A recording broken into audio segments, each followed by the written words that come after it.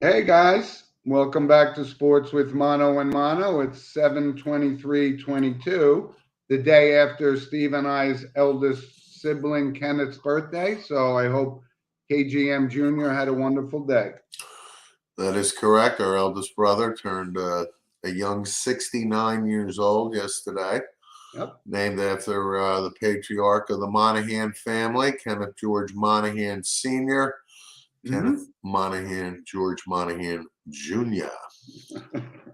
Well, he is the patriarch now. So In hope you his had a own, great day, Kenneth. in his mind, he is, and we don't want to, ruin Anyway, let's start ruin rolling the that for dice him. here, Steve. Our monologue, of course, is sponsored by Coriano Trucking of Summerhill, New York, and I actually may visit our sponsor in a couple of weeks up at his estate in upstate New York. So thank you, Guy. So, Steve, my monologue this week is the All Star Game, and I get that it's a marketing thing, but I got to tell you, Major League Baseball and Fox did a great job with it. And the reason I like the All Star game, again, we don't get as obsessed about it as when we were young, but it's a showcase. And it's a showcase for guys that we don't get to see play very often, unless they're playing the Mets or the Yankees or something, right? This Julio Rodriguez, he's one of the next up and coming stars. And Juan Soto, turning down his $440 million contract, was on showcase. And Steve, you and I can always tell when we see guys that have this kind of potential, right? They're like young Ken Griffey Juniors that were kind of can't miss guys. And it was great. And the other thing, how often do we get to see, right? Once a year, we see highlights of past All Star games, right? The Pete Rose, Ray Fosse shot, and Reggie Jackson hitting the lights in Tiger Stadium, which is one of the coolest home runs actually of all time for me. I mean, his three home runs in Game Six was can't be beat, but they really did a good job because you get to see guys like Luis Arraez from Minnesota, who's under the radar. He's had like one of the top three batting averages in the past 4 years. You get to see Rodriguez and this guy Tony Goslin for the Dodgers. Guy's 11-0 with a less than 3.0 ERA. I mean, I didn't know anything about him because we only see the Yankees, and Dodgers play. So Sandy Alcantara for Miami and Luis Castillo for Cincinnati. It really is interesting and great to bring this to the forefront because now these guys are on the radar. And I asked my grandson Logan. I said, "Are you going to watch the All Star game tonight, buddy?" And he says, "I don't know." I said, "Aaron Judge is playing." He goes, "Yeah, I'm going to watch it." So, I mean, from a baseball perspective, Fox did a great job. The Jackie Robinson tribute with Denzel Washington was excellent. And like I said, it doesn't have the can't miss that you and I, like when we were younger, we wouldn't miss anything for you know to miss the All Star game. But I thought it was a great job, and these are the new young guns coming into the league, and I think it was a great job. Yeah, the All Star game doesn't do it for me anymore. I'm on the complete opposite side of this. Um, uh, Again, I hate to go back to our youth and try and sound like I'm stuck in the 1970s, the 1980s. But I was thinking about it all week, the Midsummer Classic, and what I was remembering was I wouldn't miss this game For if, anything. for Yeah, anything. I know. So, and I'm talking really like 9 years old to maybe 16 or so. Like before I left for college and stuff, and Mm-hmm. I was, I played a lot of baseball, and so during the summer I would be on a traveling, the Oakland travel team. It could be Mickey Mantle, it could be Connie Mack, it could be whatever.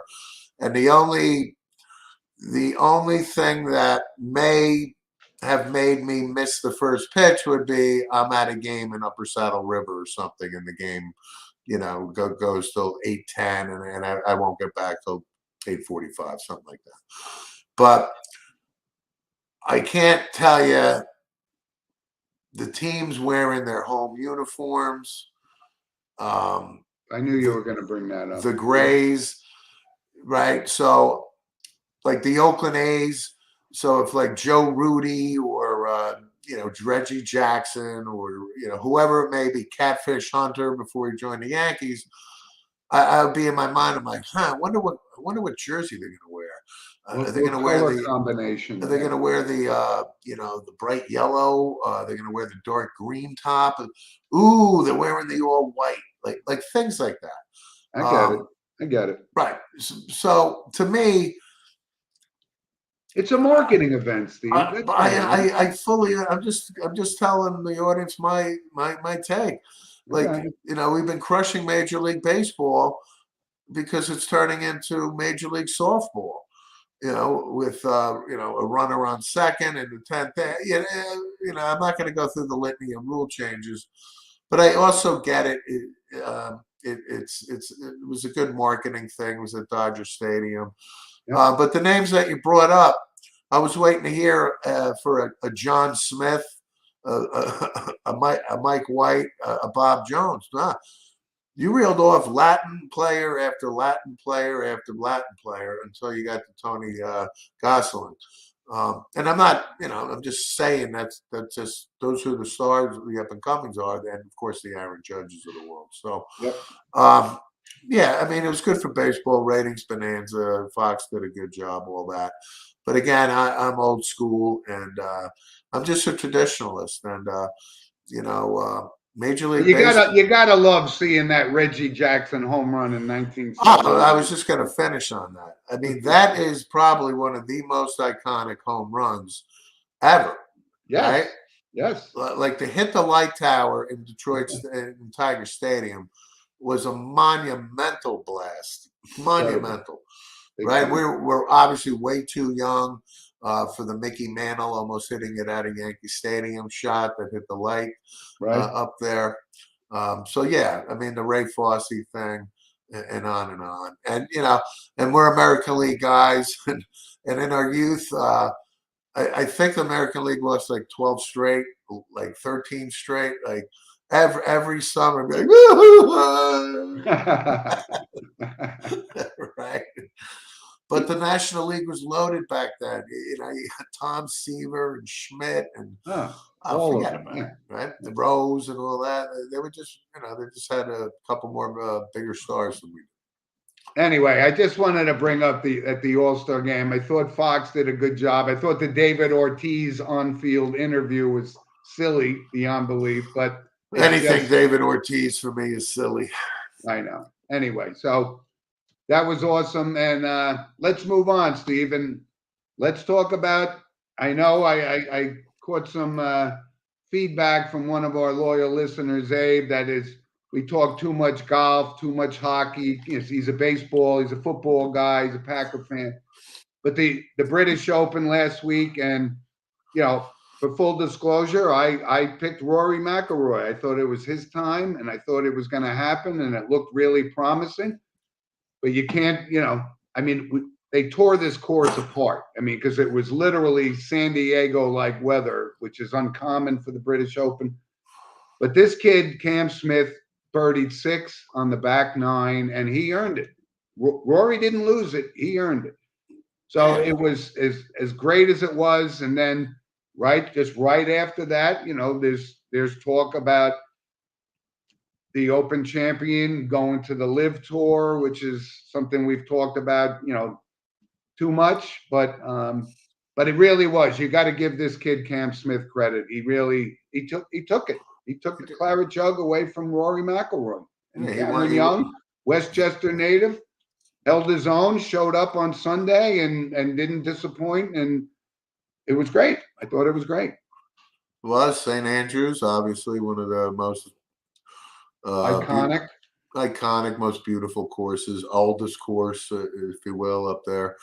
I think we can finally, confidently, maybe more than in the last couple of years say that Tiger Woods is done.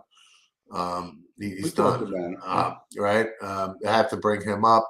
St. Andrews, like Jack Nicklaus walking off, and Arnold and Watson and whatever. Not that they all walked off on St. Andrews because they, mix up the tournament around there.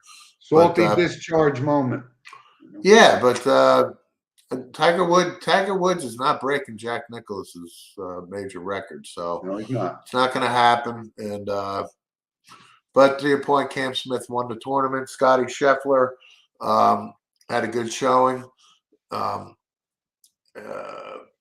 Live Tour is not going away. In fact, I think more and more are going to defect. They are. They are. And I actually read a piece where the Justice Department is looking at the PGA. I think it's all smoke and mirrors type of thing. But, if you're talking about, Sherman Antitrust Act and things like that, the PGA has had a monopoly on that. Yep. Since day one. We'll see how that plays out.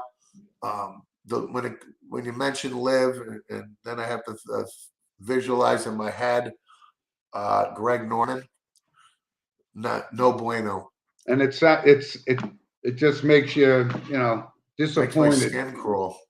Right, and Sergio Garcia leaves the DP European Tour because he wasn't feeling loved. This is all those guys. The guys, the Patrick Reeds, the guys that really haven't made a Tiger Woods name for themselves and Rory McIlroy name for themselves. Right. Hey, you guys can go all day long. There's enough young guys that still appreciate it. And Sergio, you're not loved because you're an antagonist on the golf course, and nobody likes that. So anyway, I wanted to bring up the old course but they did destroy that course. They just tore it apart. What did he finish? 20 under, 21 under, something like that. Yeah. Anyway, so Steve, let's move on to the National Football League because we know training camp is coming up, and I got a few points I wanted to bring up. The whole Kyler Murray contract thing. You've said this time and time again, and now I completely agree. It's the market at the time, and they're paying this guy just ridiculous money. But he was their number one pick, but he's kind of a malcontent, and he's not. Some of his teammates have questioned his leadership and so forth. But what that means now, obviously, is the next man up, right? Which is Lamar Jackson. And he's going to get more than Deshaun Watson. He's going to get more than Kyler Murray. And that's the market. But the interesting thing about it was there was, like a survey of league executives or, people in the know of the top 10 quarterbacks in the league. And Lamar Jackson was not in that list. And obviously, I mean, that's silly because he's a better quarterback than Dak Prescott. He's one of the greatest athletes in the game today. And I kind of like him. Yes, I saw an interesting fact that Mark Sanchez has won more playoff games than guys like Jackson and Carr and Cousins combined. But it's the market. And Steve, I think we're going to see the first $50 million a year player in the National Football League. Thoughts? Well, I mean, when you mention Lamar Jackson, he's not a top 10 quarterback, quote unquote, in the survey. And then you follow it up with the term athlete. He is a superior athlete. He is he's a cyborg out there on the field. Yep. So when people look at Lamar Jackson, they're not looking at a pure passer. They're not looking at like an Aaron Rodgers type of motion, Tom Brady, Drew Brees, that type of thing. But yeah, Lamar Jackson is going to break the bank. He's up next. Lamar Jackson, I believe, is representing himself. And when I say that, I mean in loose terms. Obviously, he has advisors guiding him through it. But Lamar Jackson is going to make $50 million a year. There's no question. But again, when does it stop? I don't know. I can't see the end of. I can't I see don't. the I end don't. of I the don't see the career. end anytime soon either. And again, the NFL generates. I don't know what they generate anymore. 12 to 15 billion now a year, something along those lines. So the money's there, and Lamar Jackson will be the highest paid quarterback. He's up next. He will. And listen, the guy's doing all of the right things. He's showing up when he's supposed to, and like you said, Nobody's ever questioned his character. This guy is a good guy. agreed. That's listen, and you and I both think, we'd pay more for character than we would for talent, and Just like the Browns are paying for character with Deshaun Watson. Let's guarantee $230 million to a guy with 66. Incidents of ridiculousness. Right. Anyway, so you're right. He's going to break the bank, and I don't know when the end is going to come, but apparently never. So we're excited about training camp opening, and we are. The Dallas Cowboys are going to open up, and I hate to be the spoiler alert for all the NFL fans out there, but we're going to win the Super Bowl this year. It's only been coming up on nearly 30 years, and thank you. That's exactly what my point is. So I got it. So it's another training camp. So it means another season of heartache for me. That's what I was alluding to. Well, listen, you're not suffering alone, and we just got a comment from Mike Garvey down in Naples, and says the Ravens have better insurance. I guess they better have insurance, is right, because again, the style of play of Lamar Jackson. That's a great point, Mike. Is you better have insurance, because if you're going to give him a long-term deal, and if Deshaun Watson has been guaranteed. Then you better believe that Lamar Jackson wants the same deal. I want it guaranteed too, which is now then starting to trend away from the model of the NFL is the signing bonus up front, and then you get paid $7.50 a game afterwards. But that's a valid point. And again, it's because of Lamar Jackson's style of play. But listen, you just brought up it could be another year of anguish for you. I'm trying to be optimistic about the Giants and Daniel Jones. Obviously, this is a make or break year. So there's a lot of talk. I don't know how Brian Daboll feels about him right now. So you look for a possible trade. They could bring in a Jimmy Garoppolo in case this kid can't deliver the mail. I don't know. They have Tyrod Taylor on the roster. The Giants aren't trade. The Giants are going to give Jones again another audition, which is what it was building to anyway. It was. So Daboll is in the locker room. He's in the meeting room, and this is his guy. And him and Joe Shane have this year to determine. Yep. Is he our guy or he's not? I gotta believe he's not.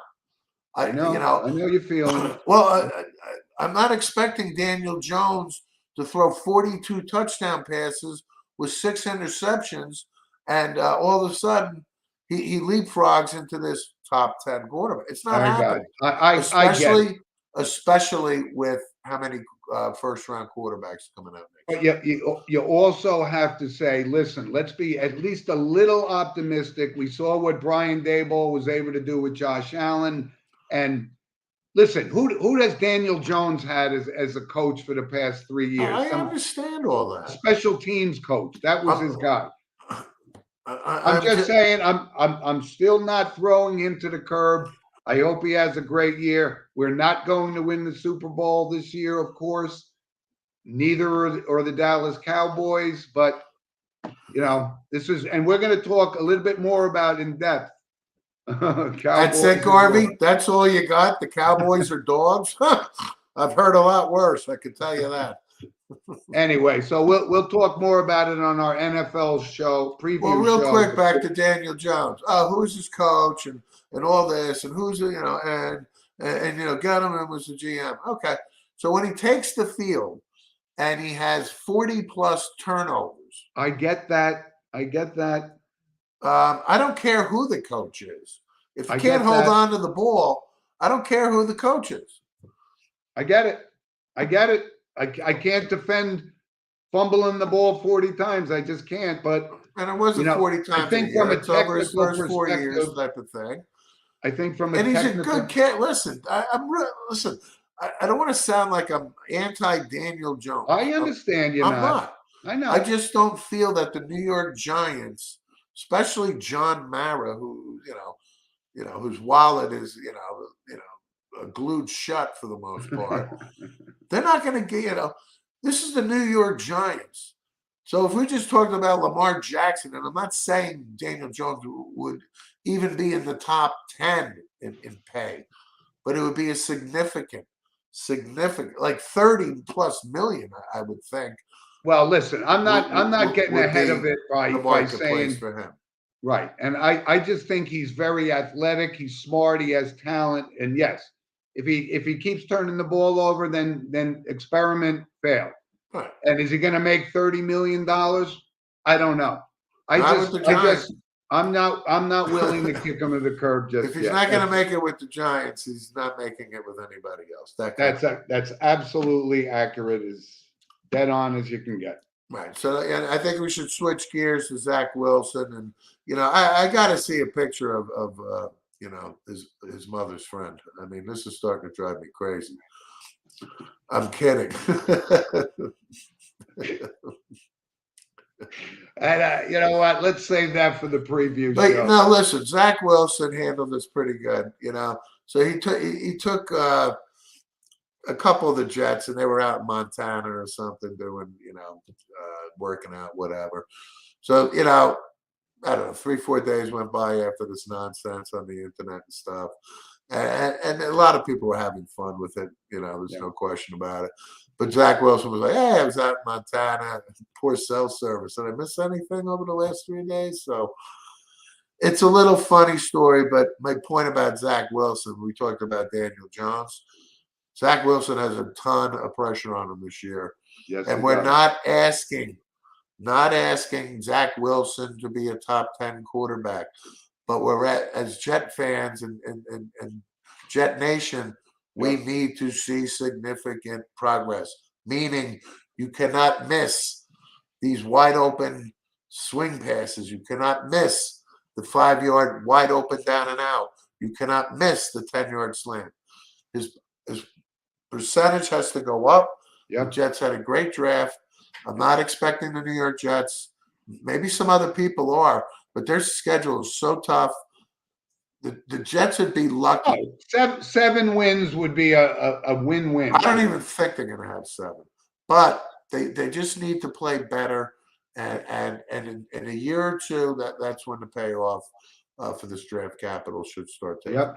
Yep, you're right. He's got just as much pressure on him as Daniel Jones, and this is obviously only his second year, but you're right. He's got to show some progress because this rookie year was a disaster. It was a disaster. I wouldn't say it was a disaster. I wouldn't. I think it was. No, I wouldn't. I mean, he's a rookie in New York, and he's got crap. Okay. Like Mike Myers on Saturday Night Live when he does the Scottish. If it's not made in Scotland, it's crap. All right. So listen, look forward to doing our NFL preview show coming up in the next few weeks. So, Steve, we got to move on to the NBA because there's a few things going on, and we need to give a shout out to James Harden, who apparently just showed he is a team guy. He's all about sacrificing for the sake of a championship. What a guy. I mean, how could you not want him on your team? So he's only guaranteed $68 million with a third-year player option for probably another $40 million. But you know what? Philadelphia is not going to win an NBA championship. They got a lot of good players on the team. Obviously, Embiid really showed he's a top-flight guy in this league. But and obviously my team player James Harden tag was tongue-in-cheek. Yeah, there's no question. But for the average fan, maybe even the uninformed fan, it's just a PR 100%. stunt to clean up his image, his reputation. We're not 100%. fooled here on Sports with Mano a Mano by No, any we're stretch of not. the imagination. No, we're So not. once again, I am thrilled that the Philadelphia 76ers and Daryl Morey, who again was the general manager, president of Houston when James was a baby, um, I am thrilled that the Philadelphia 76ers feel good enough to invest in this piece of garbage, James Harden, Good choke riddance. on him for the next 4 years, and Yep. no, you are not winning an NBA championship with this dog. Right. And, one other thing in the NBA before we move on, because obviously this Donovan Mitchell trade is going to happen. And they're going to have to unload, a truckload, the kids that they've been, right, Quickly and Burks and all these guys, they're going to have to go.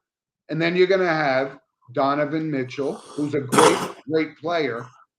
But the Knicks, this doesn't move the Knicks. I heard somebody talking the other day that, this could guarantee the Knicks a 4 seed in the Eastern Conference. And I said, what planet are you guys on? You still got Milwaukee. You still got, Philadelphia to contend. You still got the Miami Heat. This brings the Knicks no closer to winning an NBA championship. And unfortunately, they can't unload this guy, Randall. Of course, Nobody they can wants unload this, Randall. right? But this trade is going to happen. And I think Knicks fans are a little overly optimistic about the impact this is going to have on their team for the next 3 years. Okay, so the word championship is absurd. Okay, now Donovan Mitchell is a nice player. He's from New York. He wants to be a Knick. I get all that. He will. Let's not forget who took over the Utah Jazz, folks. Danny Ainge. Okay, and when you're going to trade with Danny Ainge is sitting back in Utah behind his desk. He's in no hurry. He just traded Gobert and got, a truckload for Rudy Gobert. Yeah. The one player I do not want to leave is RJ Barrett. Okay. But again, this is the New York Knicks. And unfortunately, if it's the cost of doing business, then unfortunately RJ Barrett will have to be part of it. But Danny Ainge, like I said, and Leon Rose, with the Knicks, he needs Donovan Mitchell more than Danny Ainge needs to trade Donovan Mitchell, okay? So the Knicks have these 11 first-round picks. And the fact that they have 11 first-round picks, what does that tell you, folks, about the value of a first-round pick in the NBA? Not much, in my opinion. Not much. So you can have 7 of them, Danny, if you'd like. Okay, however they work it out. Please take Julius Randle. You let me keep Barrett, so I have Brunson, Barrett, and Mitchell to work with. You want Julius? He does. His contract is not prohibitive. Okay, so let's pray that Julius Randle. You want Quigley? You take anybody you want. Goodbye. But the deal is, you got to take Randle off our hands, or we have no deal at all. Well, that's how I would do it. I mean, that's how Danny Ainge would do it. Well, let's see. I'm saying that's a perfect scenario. If we can unload Randle and get Mitchell and give up these ridiculous first-round picks, mean, we got these picks to do exactly this. Yep. Now, is Donovan Mitchell LeBron James? No. Is he Michael Jordan? No. Is he right? Is he Kevin Garnett coming to the Boston Celtics and then they win the championship? No. Okay, but it's a foundation piece, and folks, don't be ridiculous. If we get Donovan Mitchell, that the New York Knicks are going to be a 4 seed. It's just not happening. My point. But it's a trade the Knicks need to do, and I'm for it. Yeah. And again, if I have to put Barrett and don't think that Danny Ainge doesn't want RJ Barrett in this deal. So yeah. But anyway, I think that's enough for the NBA, Steve. So, just real quick on the NHL. Your guy, your David Quinn, looks like he's going to get the head coaching job in San Jose. And I always thought he was a real good coach with the Rangers. I thought he helped build a foundation that He did. Gerard Gallant's going to, take to the next level, I believe. But good for him. I mean, I like him as a coach. Yeah, I do too. David Quinn, good hockey guy, good man.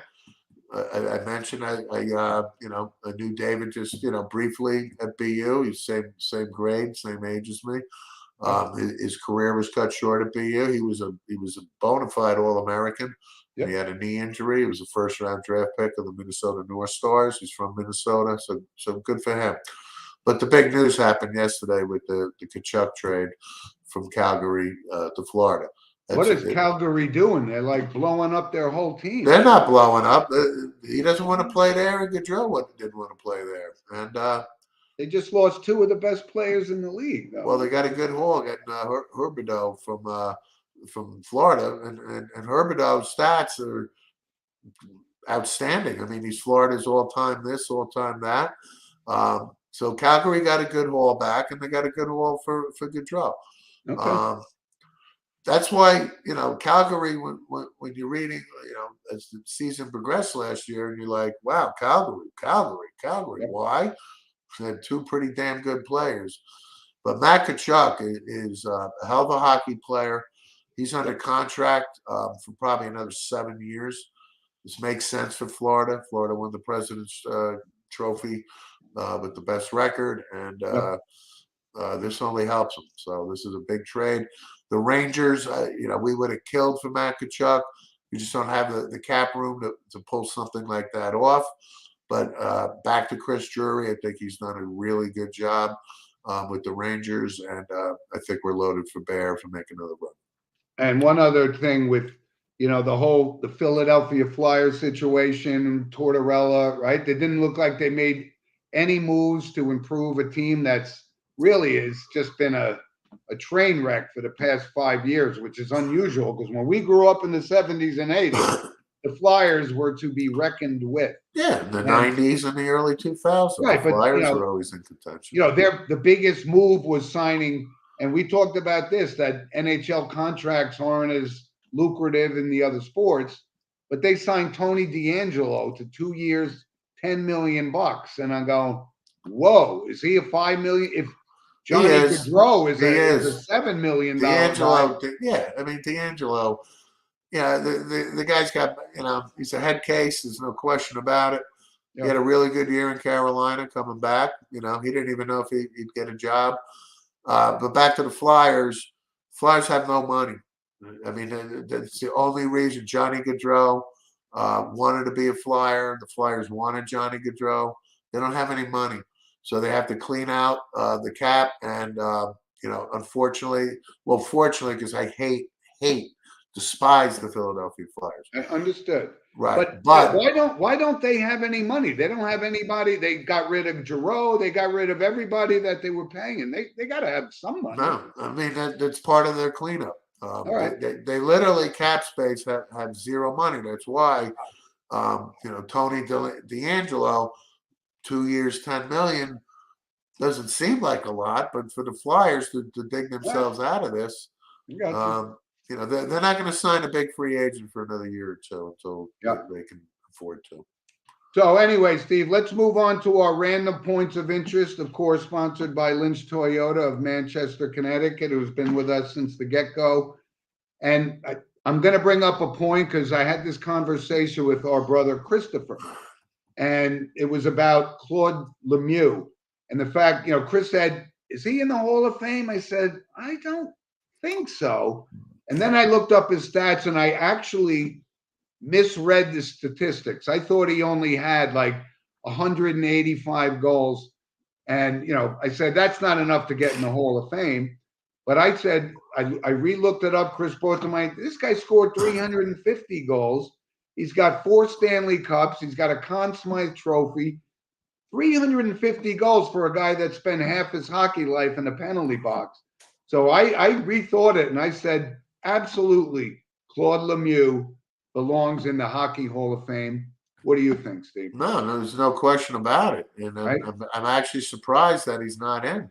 I mean, it's not like he retired yesterday or 5 years ago. I mean, he's been out of the league for well over a decade. I mean, yes, he was a bad boy of hockey, but he still put 350 pucks behind goaltenders in this league. And yeah, again, everybody knows Claude Lemieux's reputation, and I mean, he's the epitome of the guy that you can't stand, you hate, but when he laces them up for your team, man, you know.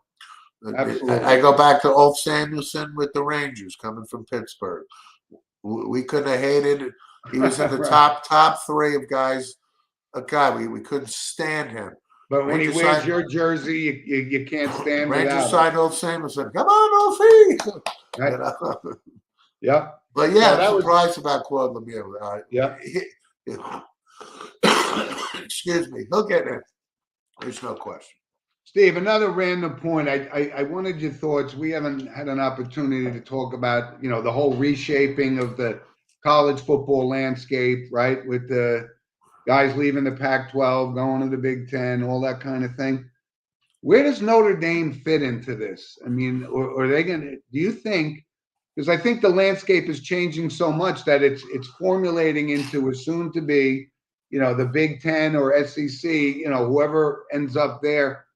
Where do you see Notre Dame fitting in this? Or do you think they're good enough to remain independent in their Notre Dame network and their exclusive rights with NBC? I wanted to ask you your thoughts on it. Well, this week there was a little, I don't know, roadmap of what Notre Dame's thinking. They went back to NBC because they know. Listen, at the end of the day, this is going to be probably 3 super conferences. Okay. Right. So probably about 20 teams each. So round number 60 teams, and then So they got to land in one of those. They don't necessarily have to. My point Okay. about it is they went to NBC this week and said, just threw it out there. We want $75 million a year or something like that. If Notre Dame is going to get the revenue from an NBC and with the name brand of Notre Dame, so on and so forth, they're relevant. So if there's 3 super conferences, any one of the 60 teams in these conferences will play Notre Dame, right? And it's not like Notre Dame will be starving for, they'll have to play Boise State and whoever, Fresno State, and then travel to Sam Houston State. No, but we absolutely not. Right, but we would absolutely love to see an Ohio State Notre Dame rivalry, which we never got to see, right? A Notre Dame Alabama during this. That's my only thing. They're absolutely relevant, and revenue will never be a problem because they're the most watched college football team on the planet. I just wonder how it's going to shape up, and we've talked a little bit about how this landscape is going to change and where the chips are going to fall.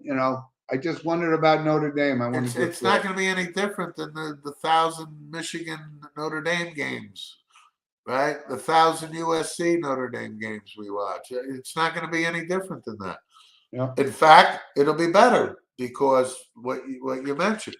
So if they could get a rivalry going with Texas or whatever, whoever, right? I mean, Notre Dame being independent, they can play anybody, and it's good for business for the other team to play Notre Dame.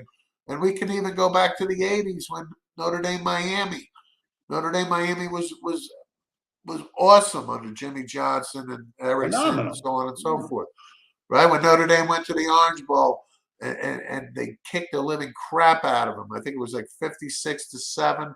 Notre Dame got humiliated. Ned Bolkar was the linebacker on Notre Dame. Bernard Clark was the linebacker on Miami in that game. And Bernard Clark must have had like 20 tackles. And Jimmy Johnson didn't take his foot off the gas for 4 quarters. And so I think Notre Dame. Can they join a conference? Yes, but if it works out, they remain independent. Right.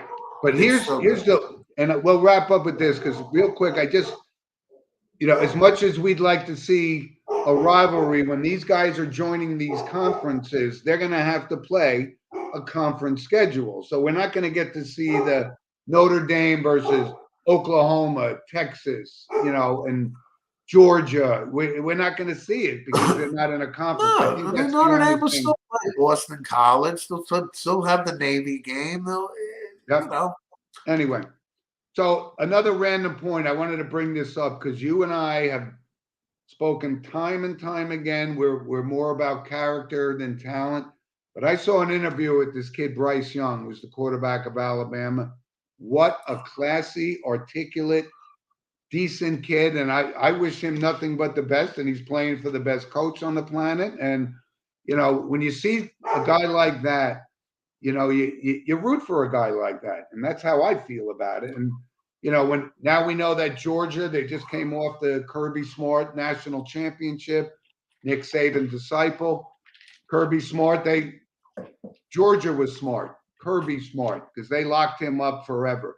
And he's not going anywhere. He's not going to pull a Brian Kelly and go from Notre Dame to the dream job of LSU, which is baloney. It was about the money.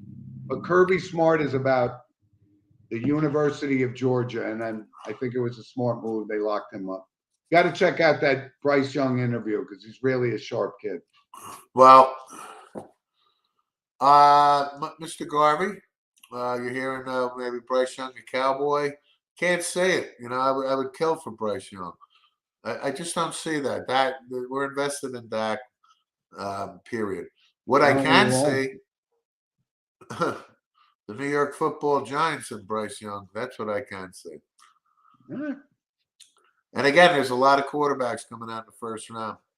I'm serious. I think Bryce Young has a pretty a viable chance to wind up as a New York Giant. I see him in the same kind of vein as like a Russell Wilson, who's articulate and classy and professional and talented as hell. His record speaks for itself. I could see that same mold for Bryce Young, and he's going to be the future quarterback. And you'll take him over Kyler Murray every day, including Sunday. So, Jim, you have a hello. This is Stacy from Blossom, who was our waitress last night at the restaurant around the corner, and now she's a big fan of the show. Hello, wow, Stacey. I love it. Thank you, Stacy. And Stacey? I know her son has a website too. He's he's one of those professional gamers, rocket scientists and so forth. But Stacy, we couldn't thank you more. Welcome to the show. Thank you. Welcome, Stacy. Yep.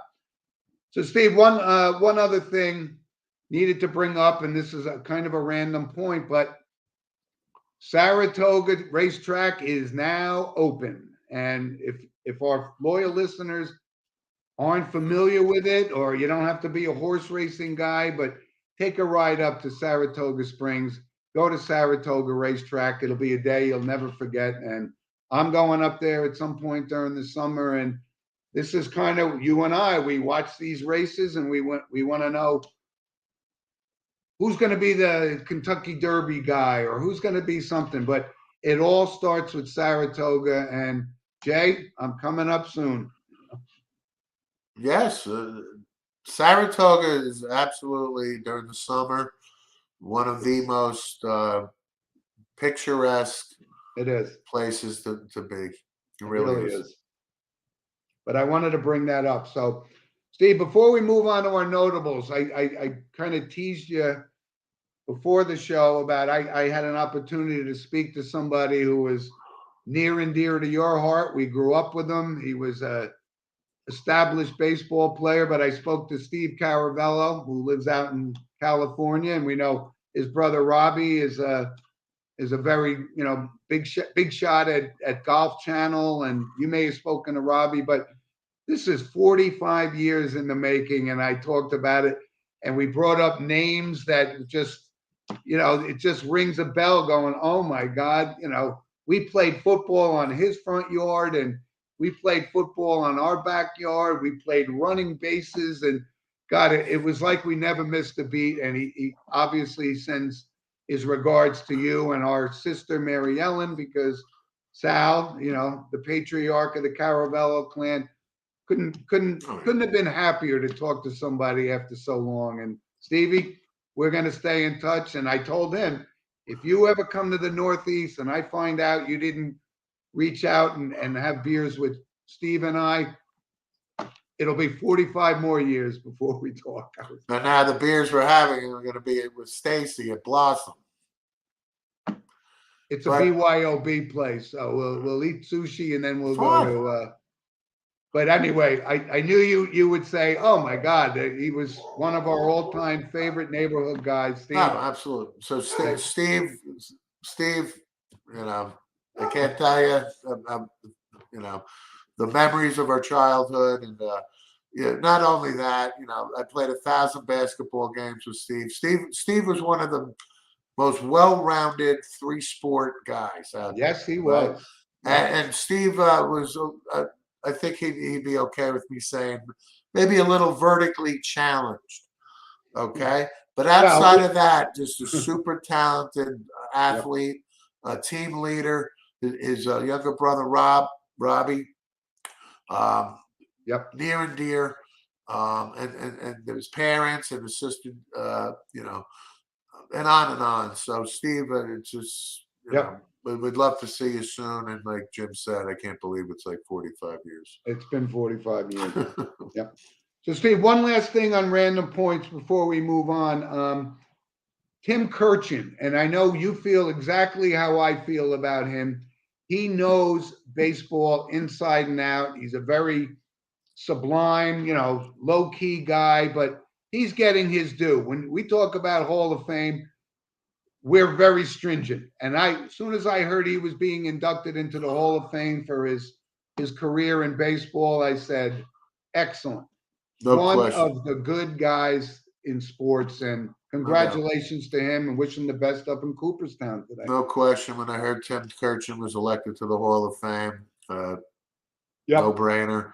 He really, he's considered one of the nicest guys, by his peers and all that, which he is. He's a gentleman. And, there's a funny thing about Tim Kurkjian is, he's the size of a jockey, for Christ's sakes, really. But he loves playing pickup basketball. I read this piece about him, and he's as fierce and competitive out there as anybody. And he's pretty good. Yeah. But that's the thing about it, But Tim Kurkjian's knowledge, passion, love of baseball. This is a story of somebody not working for a living, doing something that they love. And congratulations, Tim Kurkjian is well deserving. Big time. Congratulations, Mr. Kurkjian. So, Steve, let's move on to our notable passings. And I wanted to bring a couple from the sports world, which we always cover first. Charles Johnson, former #1 pick of the Steelers. Had a pretty good career. Not a great career for a #1 player. 50 years old, passed away. We remember watching him at Colorado for sure, obviously, but that was kind of that was a bummer for the Pittsburgh community, right? Charles Johnson, 50's too young. Again, Dwayne Haskins, 3 months ago or so. So Pittsburgh's taking a couple hits here. Yep. And Steve, here's a guy that you and I certainly remember watching. He had a pretty good run at South Carolina. Phil Petty. Remember Phil Petty? Absolutely. And he beat Ohio State in two consecutive bowl games. So he did. He had a great career. Didn't make it in the NFL, but had a good run at South Carolina. And he was a pretty good player. I know you were a quarterback, so you admire quarterbacks, and he was a pretty tough kid. He was. And again, 43, Steve. It's terrible. Yeah. Awful. Here's another one, Steve.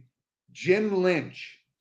Yeah. He was a member of the Super Bowl Kansas City Chiefs team back when they beat the Vikings. All-American at Notre Dame. And just, when you talk about Irish, Jim Lynch going to Notre Dame, being an All-American, and then going on and winning a Super Bowl with the Chiefs. I think he wore number 51, I believe. Jim Lynch was 76 years old. Yeah. Then as Irish Catholic as the Monahan brothers are, Exactly. And our yeah, sponsor, no relation to Lynch Toyota, but right. nonetheless, he was a formative figure in sports. And Yep. when they pass away like he did, we mention it because that's that's a tribute to them, not a down. Absolutely. Yep. He's kind of like in a Nick Bonacani mode, right? Absolutely, Notre exactly. Dame linebacker, Super Bowl champ, Exactly. type of thing. Yep. R.I.P. 76. Yep. Steve, from the world of entertainment, and I don't know how you felt about the show, but I thought Hill Street Blues was one of the best shows ever. It was a No Stephen question. Bochco production, and the cast was phenomenal. And we brought it up a few weeks ago because we mentioned Ed Marinaro was on the show, but Taurine Black, who played Neil Washington, Yeah. great character, and he was absolutely, beloved in the Hollywood theater. I thought he was awesome. 82 years old. Yep. Do you Another remember one. Hill Street Blues? Yeah, no. Oh, Hill Street Blues. Thumbs up. No question about it. Thursday night at 10 o'clock. Must see TV like Dallas, on Garvey. And I told you, my connection to Hill Street Blues, when I was going to a Dodgers game by myself in California, I spent a half hour talking with Veronica Hamill online. And she was, she was awesome on the show. But that's my Hill Street Blues. But Taurine Black, 82, R.I.P. R.I.P. And here's Steve, another one. I don't know if you thing. have this one. Dwight Smith passed away, former outfielder for the Braves and the Chicago Cubs. Was runner-up for the National League Rookie of the Year on the Braves' 1995 winning World Series team. I didn't know that. No, I didn't hear that. He probably died yesterday. Dwight Smith played couldn't have 8 years. Couldn't have been more than 40 years old, right? 58. Whoa! Wow. Yeah. Maybe I don't remember Dwight Smith. No, I remember Dwight Smith. But there's also one thing, Steve, and this is very close to the Monahan family, James Bond guys. Monty Norman, who wrote the James Bond theme, passed away. I meant to bring it up last week because it's an iconic theme, right? I've heard of it, yeah. Yeah, I thought you might have. He was 94 years old, but from the world of entertainment, he left a legacy that'll never go away. He's about as old as Q. Right. And Steve McGarrett playing on James Bond, right? The original. Anyway, McGarrett was the original Felix Leiter, folks. Yes, he was. Yes, he was. Yes, he was. And still one of the greatest cop shows ever produced. It's Hawaii Five-0. But anyway, thanks for joining us. And listen, Steve, that's what's happening here. We're running into people like Stacy, and they tell a friend, and this is what we love to do. And we thank them for joining us. And we'd love to hear an email at get an email from me at sportswithmonoandmono@gmail.com. And Steve, it's hot on the East Coast, but that's the whole country is experiencing this heat wave. So stay cool. Baby, it's hot outside. So thanks, Rob, behind the curtain for the show, and thanks Rob, for the support of all our listeners. Sir. And we'll see you guys next week. You got it. Thanks for watching, everybody. See you, Stevie.